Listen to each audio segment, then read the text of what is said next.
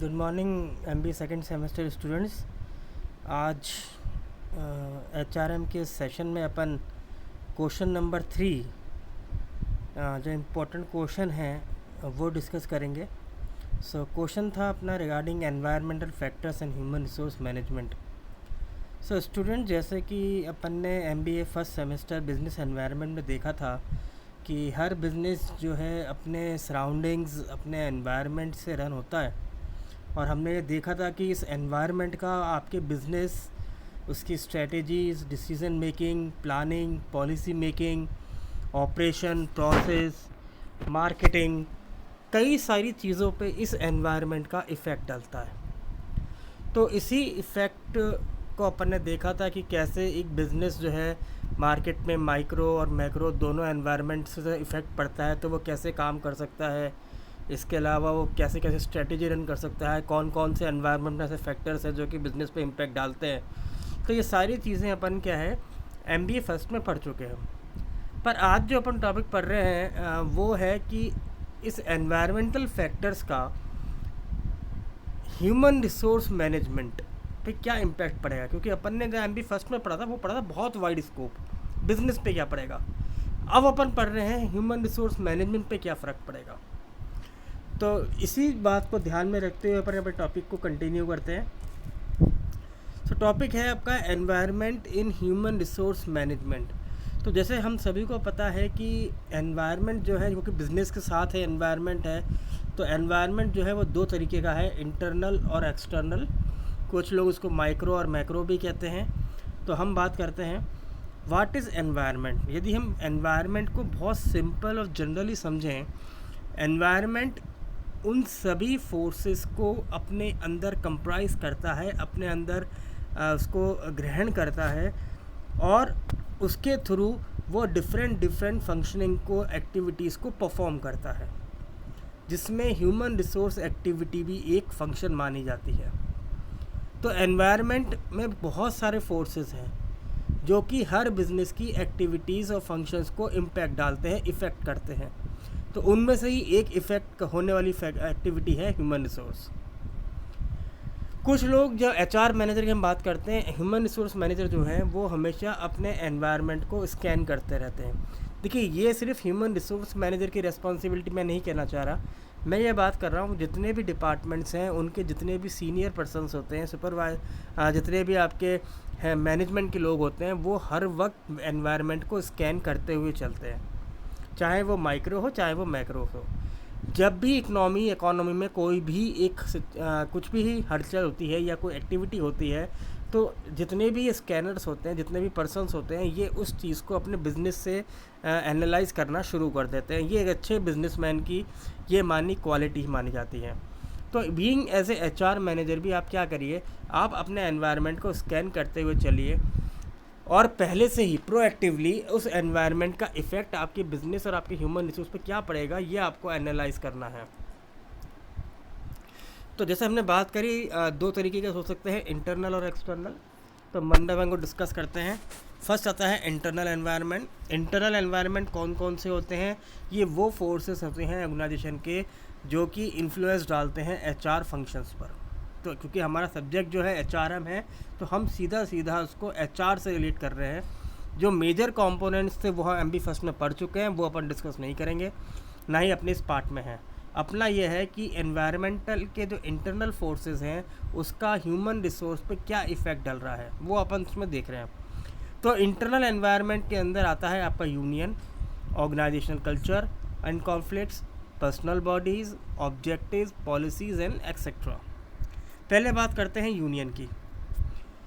देखिए, trade union क्यों बनाई गई थी? ट्रेड यूनियन इसलिए बनाई गई थी ताकि वर्कर्स या ह्यूमंस या मेंबर्स, उन सबके इंटरेस्ट को प्रोटेक्ट किया जा सके। क्योंकि एक एम्प्लॉय जो है वो एक ऑर्गेनाइजेशन में काम कर रहा है, एक लेबर एक ऑर्गेनाइजेशन में काम कर रहा है, तो उनको संभालना, प्रोटेक्ट करना, उनके इंटरेस्ट को प्रोटेक्ट करना, इसके लिए ट्रेड यूनियंस का गठन किया गया था। तो एचआर एक्टिविटीज़ जैसे कि recruitment, selection, training, compensation, relationship and separation, ये विदाउट ट्रेड यूनियन लीडर्स के नहीं हो सकती। इसलिए ये जो ट्रेड यूनियन है ये हमारे लिए इफ़ेक्ट डालती है हमारे इंटरनल एनवायरनमेंट पे। यदि ये हमारे साथ रिलेट कर रही है। तो then organisational culture and conflict. एक individual have personality, organisation have cultures. जिस तरह हर एक पर्सन में एक पर्सनालिटी होती है, हर ऑर्गेनाइजेशन में एक कल्चर होता है जो कि उस ऑर्गेनाइजेशन में काम करने का एनवायरनमेंट क्रिएट करता है। तो each organisation has its own culture, सबका अलग अलग हो सकता है। कल्चर को अगर आपको समझना है तो आप ये समझिए जहाँ पे एक शेयरिंग ऑफ वैल्यूज़ चल रही है, बिलीफ चल रही है between the members of the organisation. देखिए, हर एक ऑर्गेनाइजेशन में डिफरेंट तरीके के लोग काम करते हैं, सबके अपने अपने ट्रेडिशंस हैं, अपने अपने बिलीफ्स हैं, अपने अपने वैल्यूज़ हैं। तो उस ऑर्गेनाइजेशन में जब ये सारे लोग मिलके काम करते हैं तो वहाँ पे इन सब कल्चर्स का, बिलीफ्स का, वैल्यूज़ का की शेयरिंग होती है, आपस में ट्रांसफ़र होते रहते हैं from one person to another. तो उसी तरीके से क्या करना है, हमारे लिए एक आता है कि value for time. Value of time हम समझ सकते हैं, जैसे वैल्यू ऑफ टाइम कि समय बहुत कीमती है। यदि आपका ऑर्गेनाइजेशन इस कंसेप्ट पे काम कर रहा है, जैसे आपका रिलायंस इंडस्ट्री, ये इसी काम फंक्शन पे काम करती है कि वैल्यू फॉर टाइम। सो ऐसे ही टाटा का जो है कि get the best people and set them free. तो हर एक ऑर्गेनाइजेशन एक कल्चर को लेके चलती है ताकि उस कल्चर से लोग और एम्प्लॉयज़ उस कल्चर के हिसाब से ऑर्गेनाइजेशन के जो एम्प्लॉयज़ हैं वो वर्क कर सकें, काम कर सकें। सो HR practices need to be implemented that best fit the organizational culture. So being as HR आपका क्या रेस्पॉन्सिबिलिटी बनी? आपकी ये बनी कि आपको वो कल्चर डेवलप करना है जो कि सभी लोग इजीली एक्सेप्ट कर सकें। ना तो कोई आपके ऑर्गेनाइजेशन और एम्प्लॉयज़ के बीच में कॉन्फ्लिक्ट्स होना चाहिए, ना ही उस जो जिस कंसेप्ट को आप डेवलप करना चाह रहे हैं उसकी वजह से कहीं कोई कन्फ्यूजन क्रिएट होना चाहिए, ना ही एम्प्लॉयज़ के एटीट्यूड में कुछ चेंज आना चाहिए। सो कल्चर जो कॉन्फ्लिक्ट होता है वो क्यों उठता है? Usually surface because of dualities. तो being as a HR manager आपको ये समझना पड़ेगा सबसे पहले ये कि कॉन्फ्लिक्ट होते क्यों हैं। देखिए, कॉन्फ्लिक्ट क्यों होते हैं? जहाँ पे दोहरी मानसिकता काम करती है। आपके पर्सनल गोल अलग हैं बट ऑर्गेनाइजेशनल गोल अलग हैं। एक तरफ आप डिसिप्लिन कह रहे हो, एक तरफ आप फ्रीडम दे रहे हो, एक तरफ आप राइट्स दे रहे हो पर उसी प्रकार से आपकी ड्यूटीज़ नहीं है। तो ऐसी सिचुएशन में क्या होता है, कॉन्फ्लिक्ट अराउज हो जाते हैं। देन हम बात करते हैं एक्सटर्नल एनवायरनमेंट की। देखिए, एक्सटर्नल एनवायरनमेंट के अंदर आते हैं economic, political, technological, demographic etcetera etcetera. और इन हर एक एक्सटर्नल एनवायरनमेंट को HR के बीइंग एज ए HR हमें एनालाइज करना चाहिए। जैसे पहला आता है इकोनॉमिक। इकोनॉमिक फैक्टर्स में कौन कौन से हैं? इकोनॉमिक में जैसे आपकी growth rate, your strategy, your industrial production, national per capita income, money, capital market, competition, industrial labour, globalisation.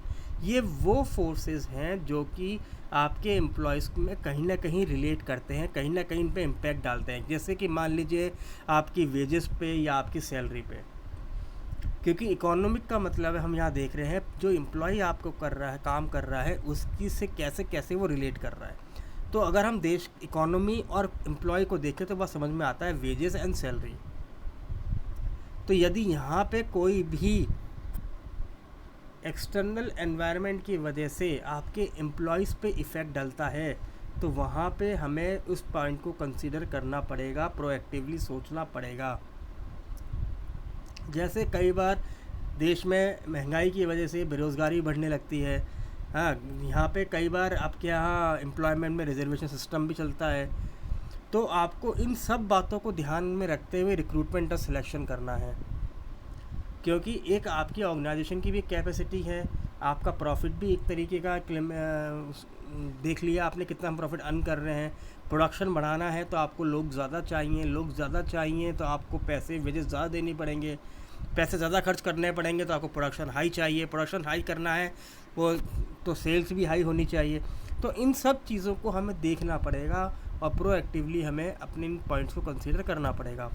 Then political कैसे इम्पैक्ट डालते हैं, जैसे कई जगह क्या है कि हमारे वर्कर्स जो हैं कि थोड़े से डेमोक्रेटिक है, जहाँ पे मोनोपोलिस्टिक हो जाता है कहीं पे, तो हर तरीके का पॉलिटिकल एनवायरनमेंट हमारे इंडस्ट्री बिजनेस पे इफ़ेक्ट डालता है। जैसे मान लीजिए लेजिस्लेचर, हमारे देश के संविधान या पार्लियामेंट ने कुछ लॉज बना रखे हैं लेबर लॉ के संबंधित, तो वहाँ बीइंग एज ए एचआर हम लोग प्रतिबद्ध हो जाते हैं या फिर हमारी रिस्ट्रिक्शन आ जाती है जिनको हम क्रॉस नहीं कर सकते। तो ये पॉइंट बीइंग एज एचआर हमें उनकी वर्किंग कंडीशन, उनके लिए एम्प्लॉयमेंट या वेजेस को ध्यान में रखते हुए कंसीडर करने पड़ेंगे। दूसरा आता है एग्जीक्यूटिव्स। तो एक बार जो आपकी गवर्नमेंट है उन्होंने इम्प्लीमेंट, जो पार्लियामेंट ने लॉज को पास कर दिया, फिर गवर्नमेंट जो होती है स्टेट गवर्नमेंट जहाँ पे आपका बिजनेस है वो इन लॉज को इम्प्लीमेंट करती है और देखा जाता है कि कैसे इसको इम्प्लीमेंट किया जा रहा है, कैसे एग्जीक्यूट इसको किया जा रहा है। तो ये भी आपको ध्यान रखना है क्योंकि गवर्नमेंट इस चीज़ का प्रेशर रखती है कि ओनली लॉज पास करना नहीं है, उसको हमें फुलफ़िल भी करवाना है। तो ये भी आपको बीइंग एज एचआर देखना है कि जो लॉज आपकी कंपनीज फॉलो कर रही है उस वहाँ पे वो एग्जीक्यूट भी होनी चाहिए और उसको इम्प्लीमेंट भी होना चाहिए। ऐसा है जुडिशरी, जब पार्लियामेंट ने कोई लॉज बना दिए, गवर्नमेंट ने वो देख रही है कि वो एग्जीक्यूट हो रहे हैं नहीं हो रहे। ऐसे ही आता है जुडिशरी, जहाँ पर यदि कहीं कोई कॉन्फ्लिक्ट अराइज हो गया, कहीं प्रॉब्लम हो गई है या कहीं फॉरबिडन ऑफ लॉज हो गया है, तो ये सारे मामले कौन नज़र रख रहा है? एक जुडिशली कोर्ट, जो इन सब चीज़ों को देख रही है कि ये लॉज कितने फुलफ़िल किए गए, कितने फुलफिलमेंट के साथ इनको एग्जीक्यूट किया जा रहा है, कहीं इसका मिसयूज़ तो नहीं किया जा रहा, या सिर्फ ओनली फॉर नेम इसको सिर्फ हम लोग कह रहे हैं कि हम लोग ये फुलफ़िल कर रहे हैं। तो ये सारी चीज़ें बीइंग एज ए एचआर आपको ध्यान रखनी है कि हमें सरकार ने किसी ऑर्गेनाइजेशन के लिए कौन कौन से लेबर लॉ बना रखे हैं और हमारे यहाँ पे वो लॉज सारे इम्प्लीमेंट हो रहे हैं या नहीं हो रहे, कहीं उस लॉ का कोई मिसयूज़ तो नहीं कर पा रहा। तो ये सारी बातें हमें उसमें देखनी है। देन टेक्नोलॉजिकल, आजकल की अगर हम टेक्नोलॉजी देखें तो हमारे कई सारी एक्टिविटीज़ या ह्यूमन एफर्ट्स को टेक्नोलॉजी ने रिड्यूस कर ही दिया। जैसे आज अगर आपको कोई जॉब चाहिए किसी भी फील्ड में, तो आपको उस फील्ड की टेक्नोलॉजी से अपग्रेड होना पड़ेगा।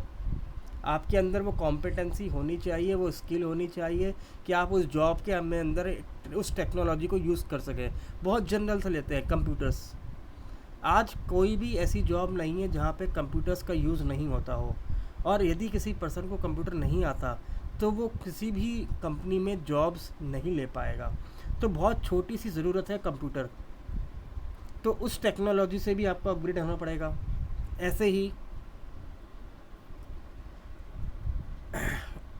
यदि आप किसी एम्प्लॉय को कहीं शिफ्ट कर रहे हैं, ट्रांसफ़र कर रहे हैं किसी और ऑर्गेनाइजेशन में, तो वहाँ लेटेस्ट टेक्नोलॉजी जिसके थ्रू आप काम करवाना चाह रहे हैं उसकी फुल ट्रेनिंग आपको उस लेबर एम्प्लॉय को देनी पड़ेगी, तभी आप उसको ट्रांसफ़र करना आपके लिए वैल्यूएबल रहेगा, वरना वो वेस्टेज ऑफ टाइम होगा या वेस्टेज ऑफ रिसोर्सेज हो जाएगा। ऐसे ही टेक्नोलॉजी से अपग्रेड होना एक एम्प्लॉय के लिए भी एक चैलेंज बन चुका है, क्योंकि कई बार ये देखा गया है कि टेक्नोलॉजी को सीखने के लिए जो कोर्सेज हुए हैं या ट्रेनिंग मॉड्यूल्स हैं वो बहुत कॉस्टली होते हैं, और एक एम्प्लॉय इंडिविजुअल लेवल पर तो उनको नहीं ले सकता। तो उसमें ऑर्गेनाइजेशन सपोर्ट कितना आप एक ऑर्गेनाइजेशन दे रही है वो भी आप कंसीडर करना पड़ेगा। और टेक्नोलॉजी जिस भी पर्टिकुलर जॉब को करने के लिए आपको हाईली इक्विप टेक्नोलॉजी के थ्रू काम करना है, तो वहाँ पे उसकी नॉलेज एम्प्लॉय को है नहीं हुए, ये बीइंग एज ए एचआर आपको रिक्रूटमेंट के वक्त ही एनालाइज करना पड़ेगा। तो being as a HR manager technology का भी रोल हमारे यहाँ पे बहुत ज़्यादा इम्पोर्टेंट देख रहा है। हम बहुत सारे सिचुएशन देखते हैं जहाँ पे हमें एट ए टाइम चाहते हैं कि हमारे एम्प्लॉयज़ आने वाली नई टेक्नोलॉजी से अपग्रेड हो जाए। तो यदि आप प्रोएक्टिव एचआर मैनेजर हैं और आप एनवायरनमेंट को एनालाइज करते रहते हैं, स्कैन करते रहते हैं, तो आप अपने एम्प्लॉयज़ को अपग्रेड करते रहेंगे। और लास्ट आता है आपका डेमोग्राफिक वेरिएबल्स जैसे sex, age, literacy, mobility etcetera. Modern workforce is catered by literate, womens and schedule caste and schedules टाइड वर्कर्स। आजकल ऑर्गेनाइजेशंस जो हैं, जैसे गवर्नमेंट कई ऐसे प्लेसेस पे भी ऑर्गेनाइजेशन स्टेबल करने के लिए, स्टार्ट करने के लिए पैसे देती है जो बिल्कुल अंडर डेवलप्ड हैं।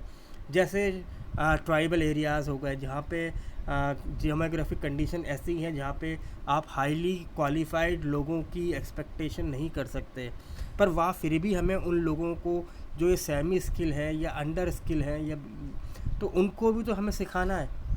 तो being as a HR manager, हम जब किसी ऐसे एरिया के अंदर हैं जहाँ पे हमारी ऑर्गेनाइजेशन किसी ऐसी एरिया के अंदर आ रही है जहाँ पे हमें हाईली क्वालिफाइड एम्प्लॉयज़ नहीं मिलने हैं, तो हमें ये देखना पड़ेगा कि हमें कौन कौन से लोग सेमी स्किल हैं और किस तरीके के लोगों को हमें रिक्रूट करना है to perform the job.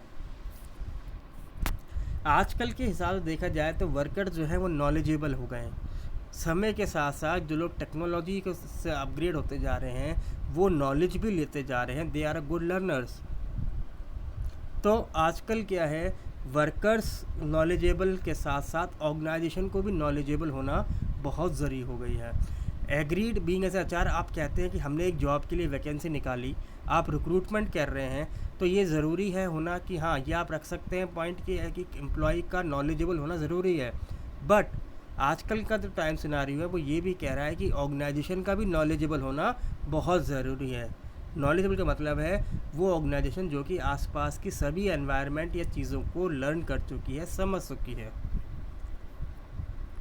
So question को ध्यान से पढ़िएगा, समझिएगा। Thank you.